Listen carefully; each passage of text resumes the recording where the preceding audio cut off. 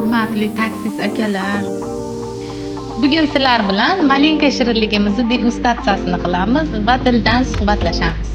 Navoiydagi filialimizda shunaqangi savdo zo'r.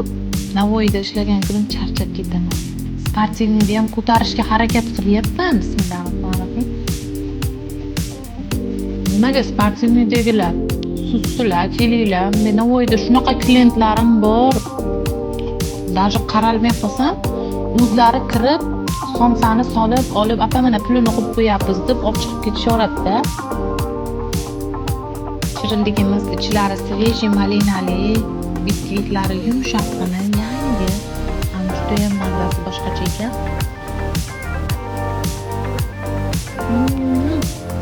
Malinalari svejiy.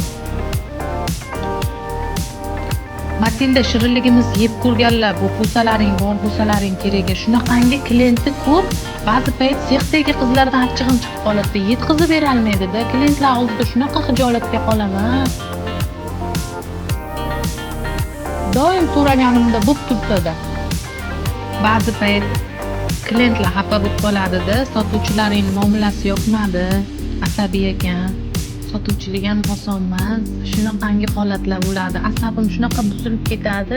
Nimaga buzilishini sizlarga aytaymi?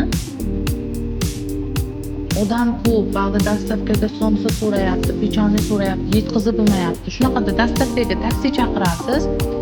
Taksistlar kelishadi-da, olib chiqib bering deyishadi. Odamim bo'lmasa jonim bilan olib chiqib beraman. Dastavka qilib chaqiryapmiz, ichkariga kirgani qorinadi ba'zilar. Hurmatli taksist akalar, sizlar dastavka qilib chaqiryapsiz, ichkariga kiraveringlar. Oddiy taksi qilib chaqirganimiz yo'q. Oddiy bo'lsa o'zim yugurib bilib olib chiqib beraman. Menda shunaqangi holat rosa ko'p bo'ladi-da.